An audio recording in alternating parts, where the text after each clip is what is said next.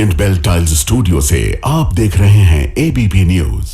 Good morning, नमस्कार, बहुत स्वागत है आप सभी का। आप देख रहे हैं एबीपी न्यूज। मैं हूं अपर्णा मौजम। वक्त हो गया है नमस्ते भारत का। सबसे पहले बात कर लेते हैं उत्तर प्रदेश की बस्ती की, जहां समाजवादी पार्टी के नेता के पिता पर एक लड़की ने छेड़खानी का आरोप लगाते हुए ईंट से हमला बोल दिया। इस घटना का वीडियो भी सामने आया।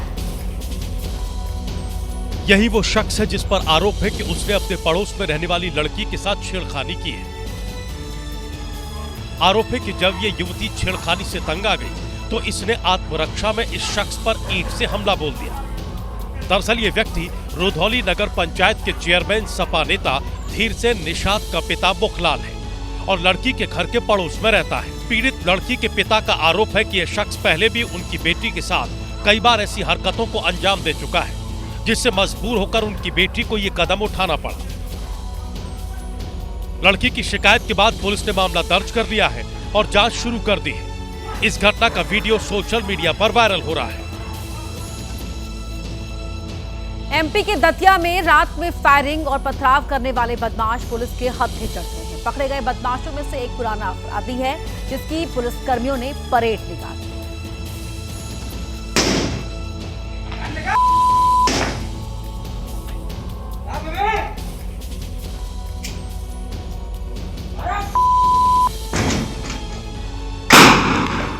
आपको इस घटना की तारीख भले ही याद न हो, लेकिन आपको आधी रात को हुआ यह हंगामा जरूर याद होगा। 1, 2, 3 इन तीनों बदमाशों ने ईदगाह मोहल्ले में रात को जमकर हंगामा काटा था।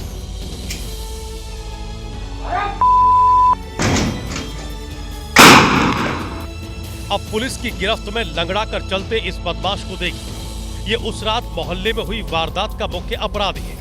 इनका एक विवाद चल रहा था संबंध को लेके, सगाई के संबंध को लेकर इनका पुराना विवाद था, एक माह पुराना विवाद था। इस बार को दहशत फैलाती हुई उन्होंने गोली हवाई फायर भी की और जान से मारने की नीयत से गोली भी चलाई थी।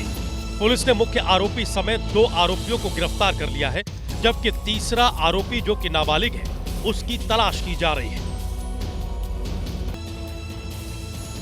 तेलंगाना के रंगारेड्डी जिले में एक युवक ने शादी की मांग पूरी न होने पर अपनी जान दे दी। युवक लंबे वक्त से अपने परिवार से शादी करवाने की बात कह रहा था। नहीं मानने पर उसने अपनी जिंदगी ही खत्म कर दी। युवक हाई टेंशन बिजली के टावर पर चढ़ गया, वहीं से शादी की बात करने लगा। सूचना मिलने पर पुलिस और बिजली विभाग के अधिकारी मौके पर पहुंचे। बिजली विभाग के 3 कर्मचारी टावर पर चढ़े और युवक को उतरने के लिए कहा, लेकिन युवक किसी की भी बात सुनने को तैयार नहीं था। काफी कोशिशों के बाद एक कर्मचारी युवक के पास पहुंच गया और उसका हाथ पकड़ लिया।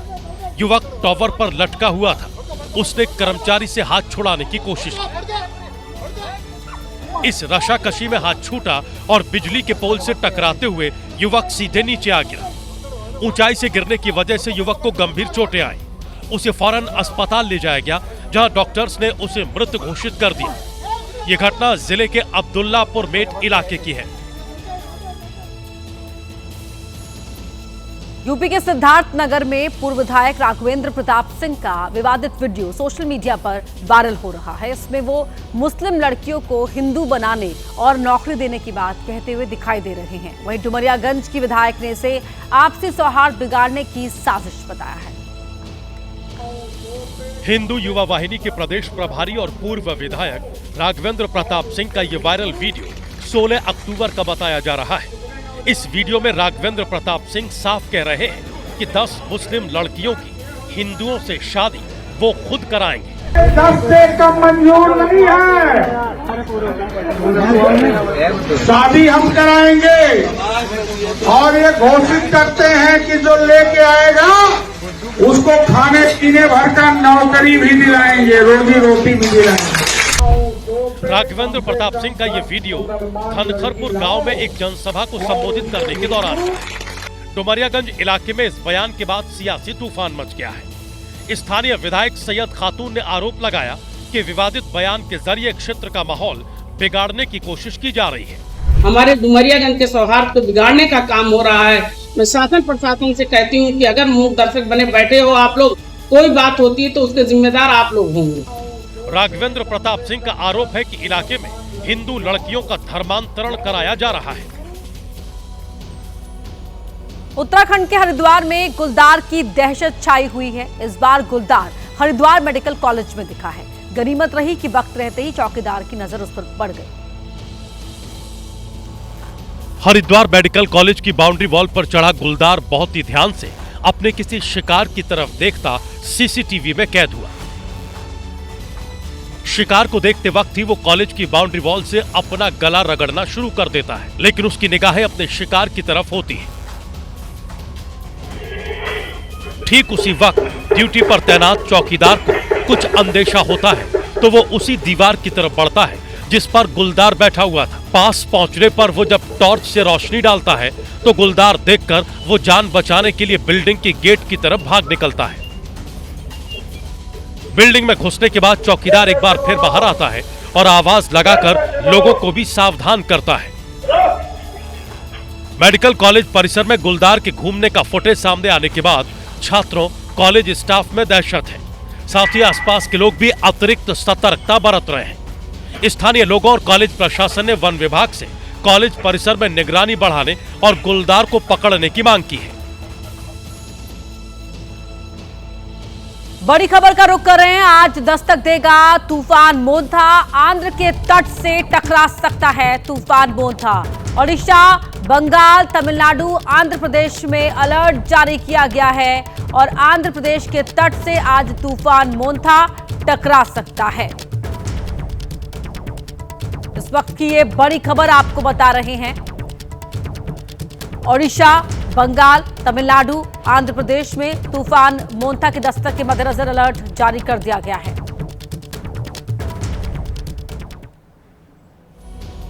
बात बिहार की कर लेते हैं, जहां के कटिहार जिले के बलरामपुर विधानसभा में उस वक्त माहौल गर्मा गया जब कांग्रेस सांसद तारिक अनवर और विधायक महबूब आलम इलाके में चुनाव प्रचार के लिए पहुंचे थे। यहां नेताजी लोगों से वोट की अपील नहीं कर पाए, बल्कि इस बार जनता ने 20 सालों के काम का हिसाब मांग लिया। इलाके के लोगों का आरोप एकदम साफ था। विकास का वादा केवल पोस्टर में रहा, जमीन पर नहीं उतरा। 40 साल से आप लोग दे रहे हैं, 25 साल से इनको दे रहे हैं, फायदा क्या हम लोगों का? लोगों ने नेताओं को घेर लिया, उन्हें समस्याएं गिना और माहौल कुछ ऐसा बना कि नेताजी को चेहरा छिपाकर निकलना पड़ा। सरकार नहीं है तो आपको वोट दे रहे हैं ना? हमारा दादा दे रहे थे, हम भी दे रहे हैं, हमारा बाप भी दे रहे हैं। वीडियो में साफ दिख रहा है कि कैसे तारिक अनवर और महबूब आलम तेजी से निकलते नजर आ रहे हैं, मानो जनता के सवालों ने इनके पसीने छुड़ा दिए। आप घेर रहे हैं हम लोग, क्या करें? आज मेरा मौका है, आज ही तो हम कह सकते हैं आपको ना। कटिहार की जनता के सवालों की इस गर्मी ने अब चुनावी मौसम को और तपा दिया है। जनता अब केवल वादे नहीं बल्कि हिसाब किताब मांग रही है। बलरामपुर विधानसभा क्षेत्र में महागठबंधन के समर्थन में पहुंचे कांग्रेस सांसद तारिक अनवर को जनता के तीखे सवालों का सामना करना पड़ा। तारिक अनवर महागठबंधन के सहयोगी भाकपा माले के प्रत्याशी महबूब आलम के पक्ष में प्रचार करने पहुंचे थे। महबूब आलम से लोगों ने 20 साल का हिसाब मांग लिया।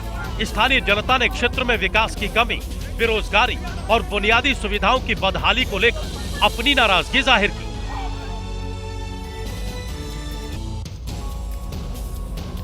बड़ी खबर का रुख कर रहे हैं। दिल्ली में प्रदूषण को देखते हुए सरकार ने फैसला लिया है। सूत्रों के हवाले से जो जानकारी मिल रही है, केवल BS6 डीजल गाड़ियों को ही दिल्ली में अब एंट्री मिलेगी। 1 नवंबर से ये फैसला लागू करने की बात निकलकर सूत्रों के हवाले से मिल रही है कि 1 नवंबर से दिल्ली में सिर्फ BS6 डीजल वाहनों को ही एंट्री मिलेगी। BS4 और BS5 डीजल गाड़ियों की एंट्री पर रोक रहेगी।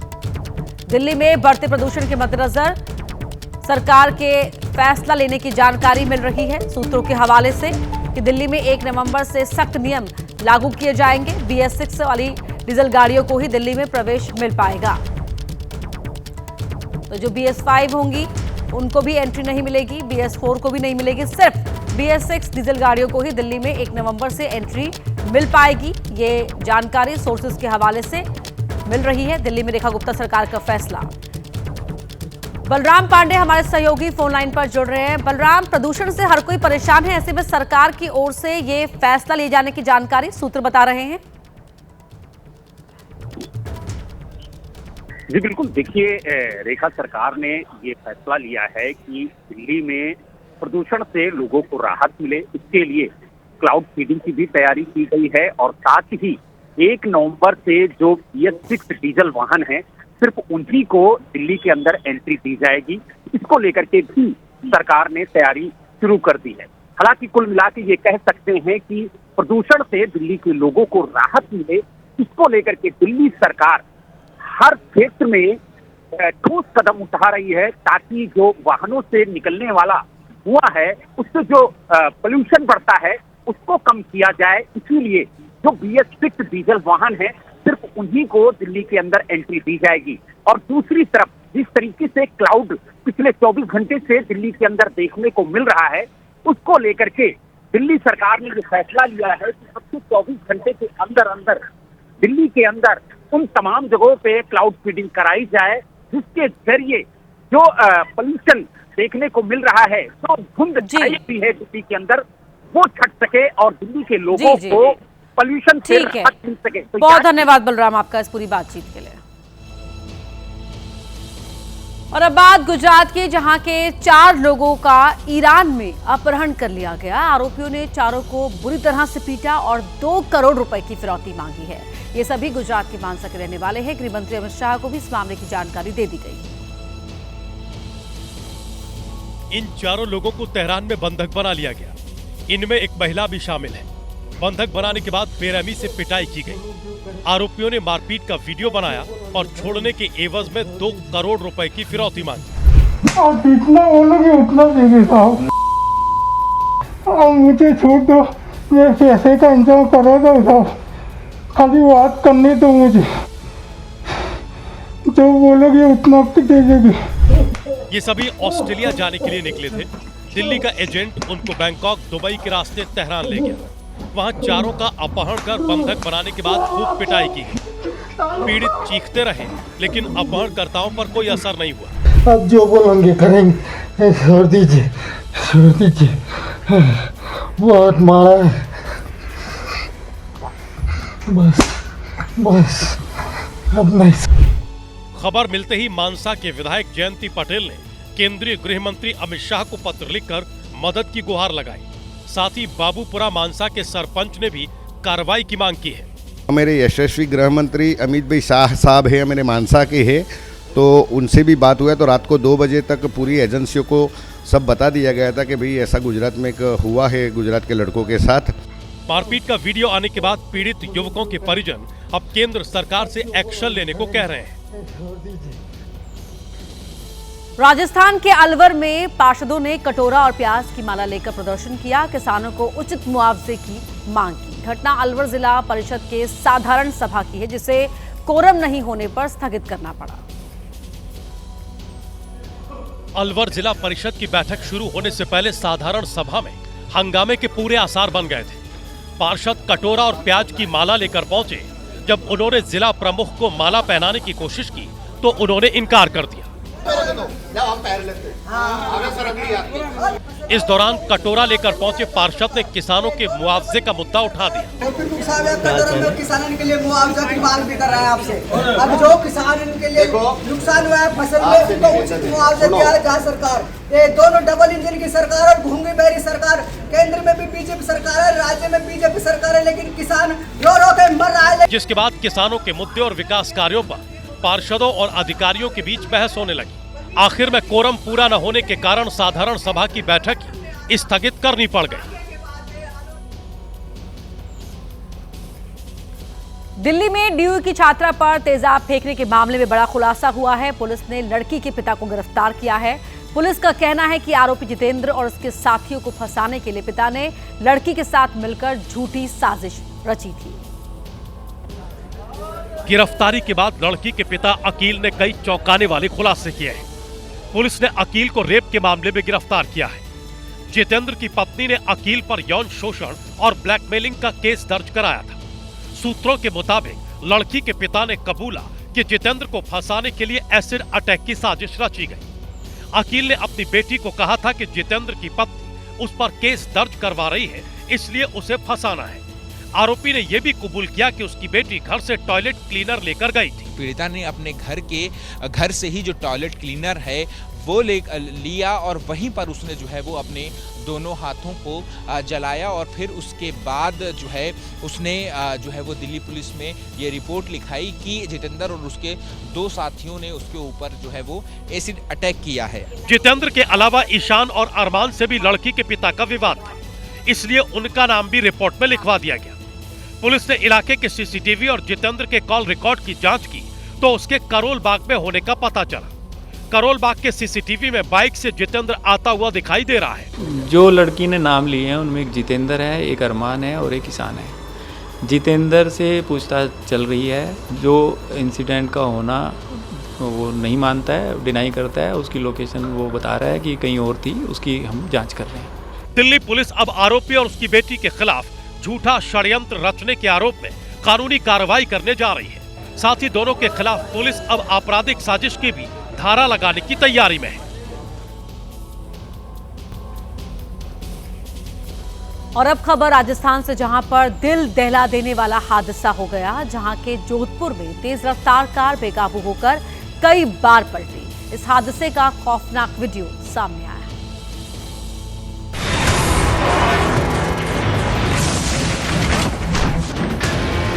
पलक झपकते ही कार का ये हाल हो गया। कार 1 नहीं, 2 नहीं, 3 नहीं, कुल 8 बार पलटी। जहां कार हादसे का शिकार हुई वहां करीब ही पुलिस की स्पीड मापने वाली इंटरसेप्टर गाड़ी खड़ी थी, जिसमें हादसे का खौफनाक वीडियो कैद हो गया। फुटेज के मुताबिक हादसे के वक्त कार की स्पीड 90 किलोमीटर प्रति घंटा थी। जैसे ही कार पलटी, हड़कंप मच गया। आसपास मौजूद लोगों ने दौड़कर कार सवार को कार से बाहर निकाला। इसे चमत्कार ही कहेंगे कि कार सवार पूरी तरह सुरक्षित है। यूपी में शाहजहांपुर के राजकीय मेडिकल कॉलेज में भारी लापरवाही का मामला सामने आया। यहां भर्ती एक मरीज हाथ में यूरिन बैग लटकाकर शराब के ठेके पर पहुंच गया। हाथ में यूरिन बैग है, सिर पर पट्टी चढ़ी है, प्लास्टर भी है, लेकिन वहाँ रे मरीज, वहाँ रे अस्पताल वालों। शराब की लत ने ऐसी मती मारी कि राजकीय मेडिकल कॉलेज में भर्ती मरीज सीधे ठेका पहुंच गया। शराब की बोतल खरीदी, बैग लगाया और फिर वार्ड में जाकर अपने बेड पर लेट गया।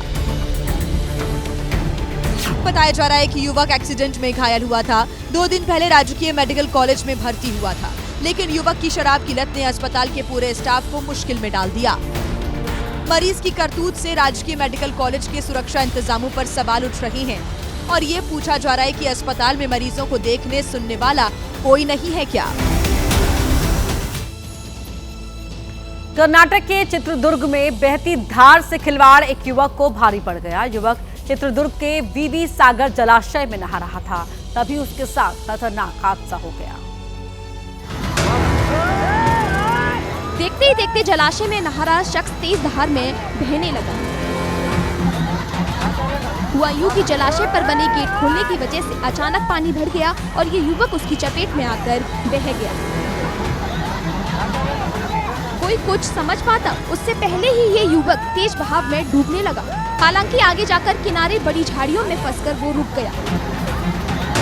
वहां पहुंचे एक सैलानी ने रस्सी की मदद से बह रहे युवक को बाहर निकाला और उसकी जान बचा ली। उत्तर प्रदेश के सोनभद्र में पुलिस सिपाही ने सिर्फ इसलिए एक लड़के को लात मार दी क्योंकि वो उसका वीडियो बना रहा था। पुलिस वाले को अब उसके किए की सजा दी गई है। दरअसल जमीन के विवाद में चाचा ने भतीजे पर कुल्हाड़ी से वार किया। चाचा की शिकायत पर डायल 112 की टीम पहुंची तो बुजुर्ग चाचा पुलिस वालों के पैरों पर गिरकर कार्रवाई की भीख मांगता दिखा। इसी दौरान एक लड़का वीडियो बनाते हुए पहुंचा। ईमानदारों के किया जा रहा है यहाँ दबाव। 112 ने आया और किया जा रहा है दबाव। और यहाँ पे देखिए सब है साहब लोग। अब पुलिस वाले को उसकी दबंगई की सजा दी गई है। अभिषेक कुमार को पुलिस अधीक्षक महोदय सोनभद्र द्वारा तत्काल प्रभाव से निलंबित कर दिया गया है। जम्मू कश्मीर के बारामूला में उस वक्त अफरा तफरी मच गई जब सोपोर में एक सामान ढोने वाले पिकअप में आग लग गई। राहत की बात ये रही कि इस आग में कोई हताहत नहीं हुआ। आग जिस गाड़ी में लगी वो घास से लदी हुई थी, जिससे आग तेजी से फैली। शुरुआत में इस युवक ने आग बुझाने की भरपूर कोशिश की, लेकिन आग की लपटें बढ़ती ही चली गई, जिसके बाद युवक ने कूदकर खुद को आग से बचाया। जहां आग लगी वहां आसपास दुकानें थी। खतरा ये था कि कहीं बेकाबू आग दुकानों तक पहुंच ना जाए। तुरंत फायर ब्रिगेड को सूचना दी गई, जिसके बाद आग पर काबू पा लिया गया। आग क्यों लगी इसका खुलासा अभी नहीं हो पाया है। बिहार के बाद अब देश भर में एसआईआर का दूसरा चरण शुरू किया जा रहा है। मुख्य चुनाव आयुक्त ज्ञानेश कुमार ने एक प्रेस कॉन्फ्रेंस कर इसकी घोषणा की। ज्ञानेश कुमार ने बताया कि पहले चरण में 12 राज्यों समेत कुछ केंद्र शासित प्रदेशों में एसआईआर का काम शुरू किया जाएगा, जिसके लिए बीएलओ को निर्देश दिए जा चुके हैं। कल से एसआईआर शुरू होने वाला है। Andaman and Nicobar island, union territory, state Chhattisgarh, Goa, Gujarat, Kerala, union territory Lakshadweep, Madhya Pradesh, Puducherry union territory, Rajasthan, Tamil Nadu, Uttar Pradesh, west Bengal, इन 12 राज्यों में कुल मतदाता। ज्ञानेश कुमार ने यह भी बताया कि इन राज्यों में 51 करोड़ वोटर्स हैं, जिनके लिए चुनाव आयोग ने एक बड़ी टीम को इस काम को पूरा करने में लगाया है। 12 राज्यों में कुल मतदाता 51 करोड़ के लगभग हैं। लगभग 5,33,000 बूथ लेवल ऑफिसर्स इस महान कार्य में अपना योगदान देंगे। लगभग 7,64,000 बूथ लेवल एजेंट्स जो पार्टीज द्वारा नामित हैं, वो इसमें अपना योगदान देंगे। बिहार में चुनाव के पहले एसआईआर को लेकर विवाद हुआ था। विपक्षी दलों ने सरकार पर वोट चोरी का आरोप लगाया था। हालांकि इसे लेकर सुप्रीम कोर्ट में केस अब भी चल रहा है। आरजेडी उम्मीदवार खेसारी लाल यादव को जब से नचनिया बोला गया है, तभी से बीजेपी और आरजेडी के बीच जुबानी जंग चल रही है। अब इस विवाद में समाजवादी पार्टी की भी एंट्री हो गई है। वाले को ही भेज दिया आपके यहाँ। 3 नचनिया पहले से अभी तत्काल में फिर से गए। खेसारी लाल यादव को नचनिया कहे जाने पर सियासी गदर चल रही थी, तो वहीं इस विवाद में समाजवादी पार्टी के स्टार प्रचारक और पूर्व मंत्री ओम प्रकाश सिंह ने आग में घी डालने का काम कर दिया है। ओम प्रकाश सिंह ने ये कहकर सियासत में एक नए विवाद को जन्म दे दिया है कि हेमा मालिनी भी तो सीता जी नहीं है। देखिए, अब कलाकार को कोई नचनिया कह दे, इनके पास भी 3-4 ठे हैं। हेमा मालिनी जी क्या है? सीता है, माँ सीता नहीं ना है। समाजवादी पार्टी के नेता ओम प्रकाश सिंह ने बीजेपी को चेतावनी दी है कि आगे से किसी भी कलाकार का अपमान न करें। अगर आपको कोई सजीव उदाहरण नहीं मिल रहे हैं क्या? आप जानबूझ करके बार बार देवी देवताओं को इसमें घसीट करके अपमानित करने की चेष्टा करते हैं। इस चेष्टा का आपको परिणाम भुगतना पड़ेगा। वैसे तो पूरे बिहार में ही छठ धूमधाम से मनाया जाता है, लेकिन इस साल बिहार चुनाव की वजह से छठ पूजा का महत्व और बढ़ गया है। हर एक प्रत्याशी छठ पूजा के बहाने वोटर्स को लुभाने में जुटा है।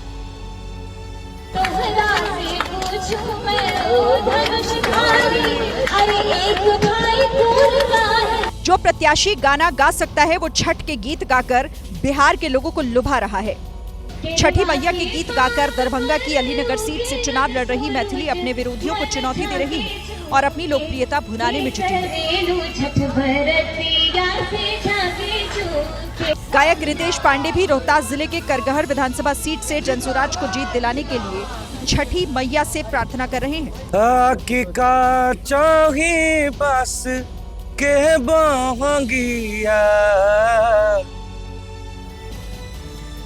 बिहार चुनाव में ताल ठोक रहा हर एक प्रत्याशी छठी मैया से जीत की कामना कर रहा है। जो प्रत्याशी मैथिली ठाकुर की तरह गीत नहीं गा सकते, वो अपने कैंपेन में छठी मैया का गुणगान कर रहे हैं और छठ पूजा की शुभकामनाएं देकर उम्मीद कर रहे हैं कि छठी मैया ने चाहा तो जीत पक्की होगी। और छठी मैया से मांगेंगे भी कि बिहार हमारा आगे बढ़े, बिहार के लोग तरक्की करें, एक विकसित राज्य बने जहां बेरोजगारी खत्म हो। वहीं बिहार में मुस्लिम वोट बैंक को साधने के लिए आरजेडी ने वक्फ कानून के विरोध में माहौल बनाना शुरू कर दिया है। मुस्लिम बहुल सीमांचल के इलाकों में पहले तो आरजेडी ने कटिहार में ये मुद्दा छेड़ा, फिर खगड़िया में तेजस्वी यादव खुद इस पर बयान देने लगे। तेजस्वी ने खुले मंच से कह दिया कि उनकी सरकार आते ही वक्फ कानून को कचरे के ढेर में फेंक देंगे। वक्फ कानून का जो इन लोगों ने बनाया है, हमारी सरकार बनेगी तो उस बिल को हम लोग कूड़ेदान में फेंकने का काम करेंगे। तेजस्वी से पहले शनिवार को उन्हीं के सामने उन्हीं की पार्टी के मुस्लिम एमएलसी ने भी यही लाइन पकड़ी थी।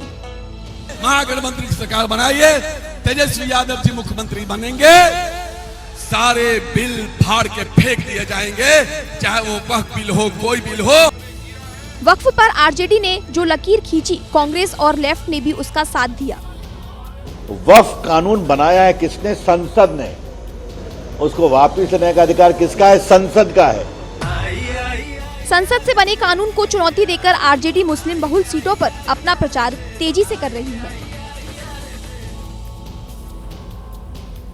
विरोधी कह रहे हैं कि वक्फ की बात छेड़ना एक तरह से आरजेडी की राजनीतिक चाल है, वो चाल जिसके जरिए वो मुस्लिम वोट बैंक को साधने की कोशिश में है, क्योंकि बिहार में ये बात तेजी से फैलती जा रही है कि 4.26% निषाद समाज से आने वाले मुकेश सहनी को डिप्टी सीएम फेस घोषित करने के बाद 17.7% आबादी वाले मुस्लिम समाज में आरजेडी को लेकर नाराजगी बढ़ती जा रही है और ये आरजेडी के लिए टेंशन की बात है।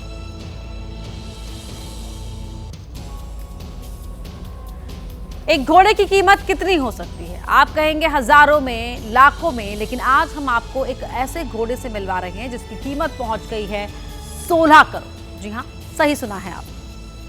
चंडीगढ़ से राजस्थान के अजमेर मेले में आए शहबाज नाम के इस घोड़े की कदकाठी ऐसी है कि सभी इसके दीवाने हैं। इसके मालिक ने इसकी कीमत 16 करोड़ रुपए लगाई है। शहबाज सिर्फ एक घोड़ा नहीं बल्कि कई शो जीतने वाला चैंपियन भी है। शहबाज अब तक 5 से 6 शो का विनर रह चुका है। पिछले साल पंजाब में हुए 3 प्रतियोगिताओं में शहबाज ने पहला स्थान हासिल किया, जबकि एक में उसे दूसरा स्थान मिला था।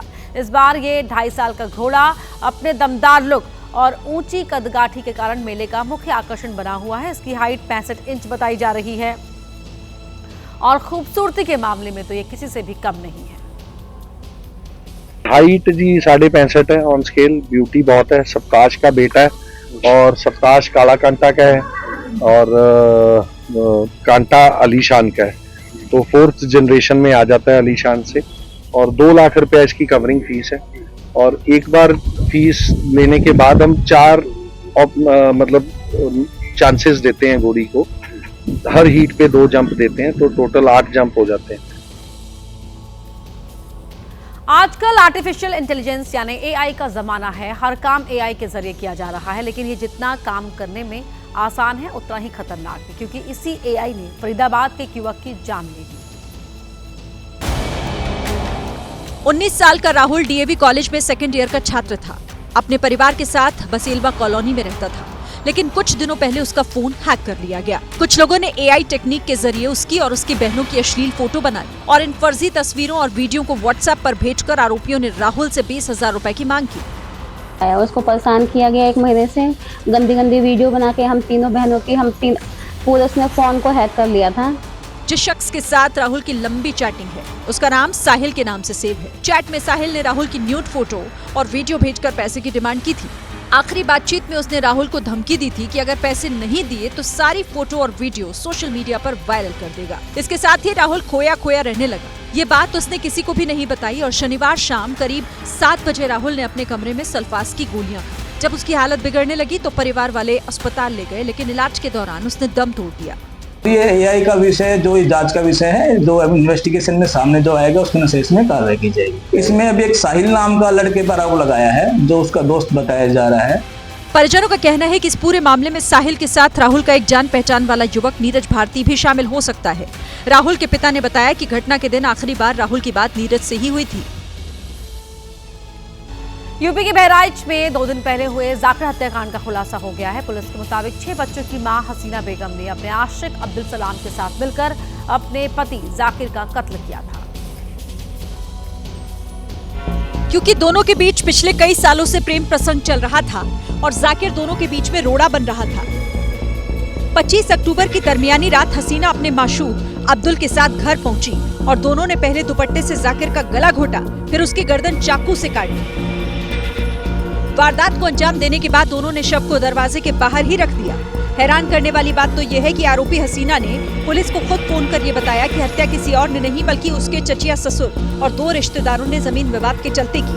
मृतक की पत्नी का उसी गांव के उसके पड़ोस में रहने वाले एक 20 वर्षीय अब्दुल सलाम उर्फ पिद्दी से लगभग 2 वर्ष से प्रेम प्रसंग चल रहा था। इस बात की जानकारी जब मृतक को हुई तो वह दोनों के बीच में बाधक बन रहा था। फिलहाल पुलिस ने दोनों को गिरफ्तार कर लिया है और हत्या में शामिल चाकू, खून से सने कपड़े और मोबाइल फोन बरामद कर लिए हैं। अब दोनों सलाखों के पीछे हैं। नोएडा से चौंकाने वाली एक खबर सामने आई है, जहां पर मामूली से विवाद में एक युवक ने दूसरे युवक की हत्या कर दी। तस्वीरें सीसीटीवी में रिकॉर्ड हो गई है।